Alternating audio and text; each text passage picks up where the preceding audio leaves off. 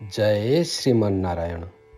निम्नोक्त ଯେଉଁ ବିବରଣୀ ମୁଁ ଆପଣମାନଙ୍କୁ ଦେବାକୁ ଯାଉଛି ତାହା ପଣ୍ଡିତ ରାମାନୁଜ ଦାସ ଓ ଶ୍ରୀମାନ ଗଟ୍ଟୁ ବେଣୁଗୋପାଳ ସ୍ୱାମୀ ମହାଶୟଙ୍କ ଦ୍ୱାରା ଉଲ୍ଲେଖିତ।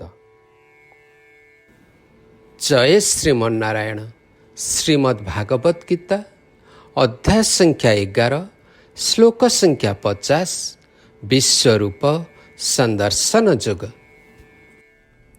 इत्यर्जुनं वासुदेवः तथोक्त्वा स्वकं रूपं दर्शयामास भूयः आश्वासयामास च भीतमेनं भूत्वा पुनः सौम्य वपुर्महात्मा। ओम। गीताचार्य श्रीकृष्ण परमात्मा अर्जुन माध्यम आम समस्तଙ୍କୁ विश्वरूप संदर्शन जोगर दिग्दर्शन देउछन्ति। एही क्रमरे संजय धृतराष्ट्र को कहउछन्ति, हे राजा धृतराष्ट्र, श्रीकृष्ण परमात्मा तांका अनुरोध अनुଯାୟୀ अर्जुन को तांकर मनोरम रूप देखाइले। अर्जुन भय दूर करी तांको शांत कराइले। एहिभଳି संजय राजा धृतराष्ट्र को बताउछन्ति।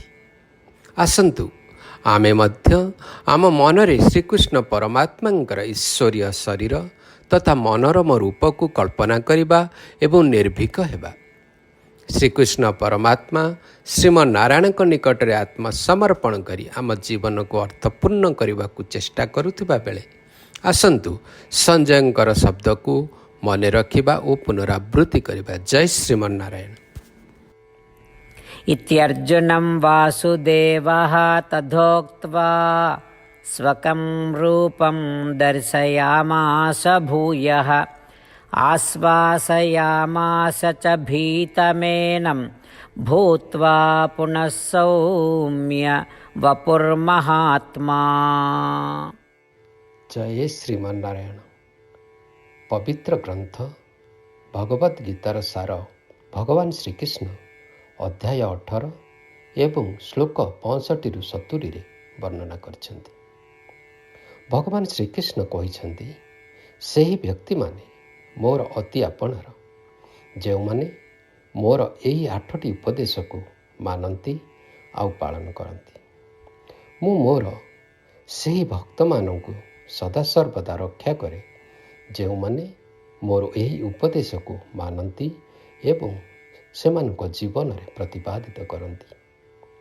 भगवान श्रीकृष्ण ठारू संपूर्ण भगवत गीतार ज्ञान शुणिला परे अर्जुन कहिथिले, करिष्ये वचनम तवा, अर्थात हे श्रीकृष्ण, मु आपणकर प्रतिटी वाक्य और उपदेश को पालन करी।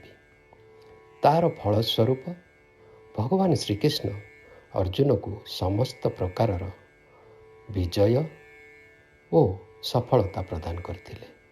आसन्तु सेही परमात्मा प्रभु श्रीकृष्ण पाखरे एही 8टी वाक्य पालन करने प्रतिज्ञा नेबा।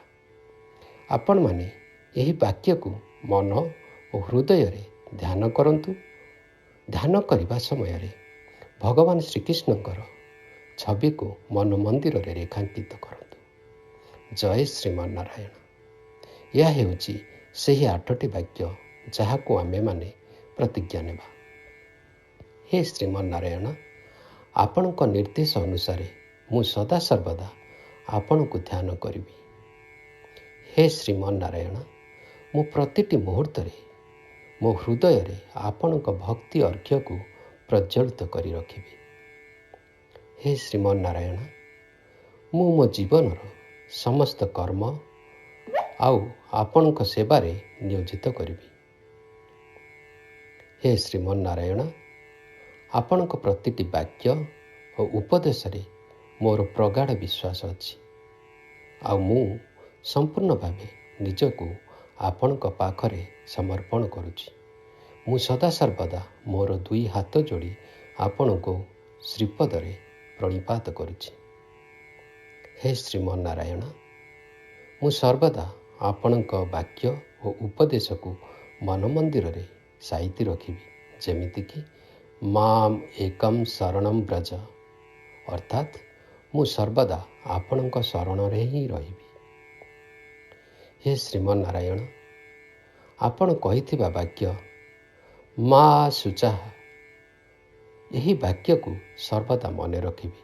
ଆପଣଙ୍କ ଆଶ୍ୱାସନା ଅନୁସାରେ ମୁଁ ସର୍ବଦା ଆପଣଙ୍କ ସତ୍ତାକୁ ଅନୁଭୂତି କରିବି।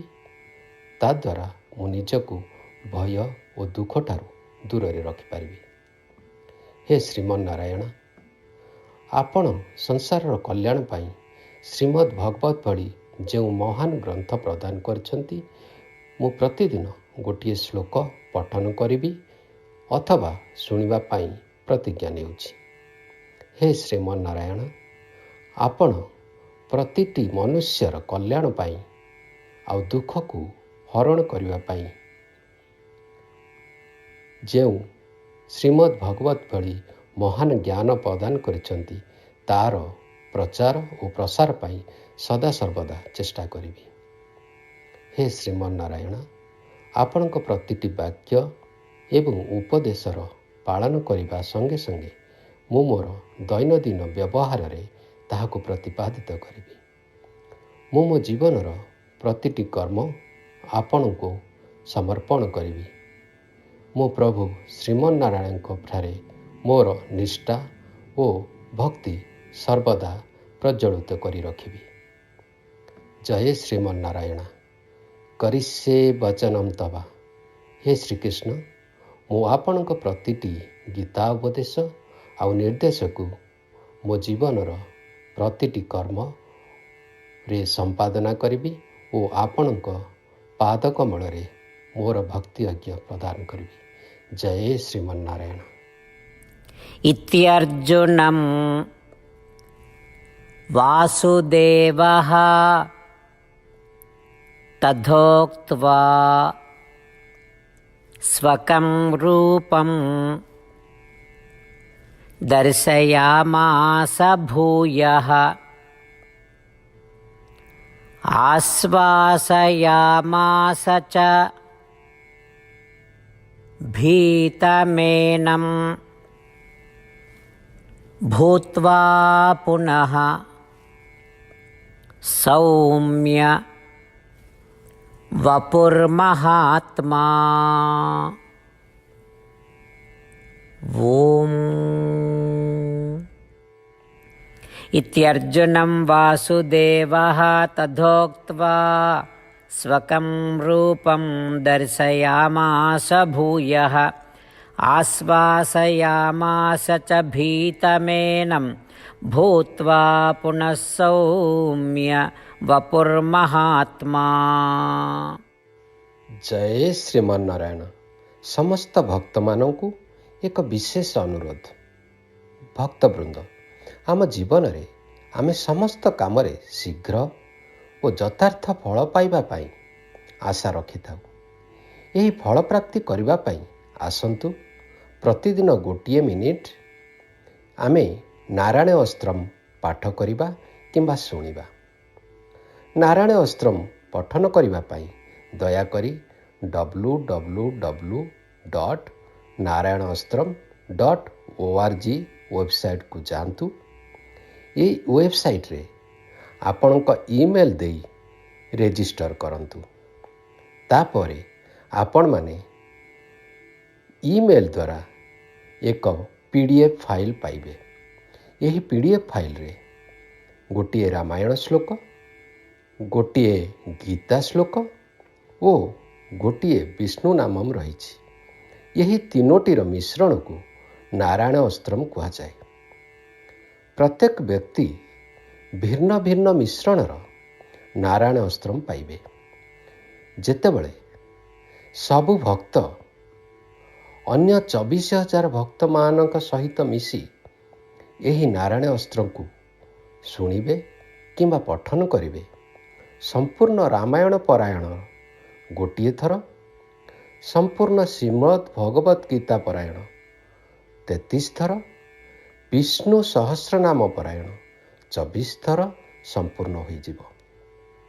ଆମେ ଏହାକୁ ପ୍ରତିଦିନ ପାଠ କଲେ କିମ୍ବା ଶୁଣିଲେ ଏହା ଆମକୁ କଲ୍ୟାଣକାରୀ ଓ ଅସାଧାରଣ ଫଳ ପ୍ରଦାନ କରିବ। ଦୟାକରି ଯାଆନ୍ତୁ, ଆପଣମାନଙ୍କ ପରିବାର ଓ ପ୍ରିୟଜନମାନଙ୍କୁ ମଧ୍ୟ ଏହି ନାରାୟଣ ଅସ୍ତ୍ରକୁ ସବସ୍କ୍ରାଇବ୍ କରିବା ପାଇଁ ପ୍ରବର୍ତ୍ତାନ୍ତୁ। ଜୟ ଶ୍ରୀମନ୍ନାରାୟଣ।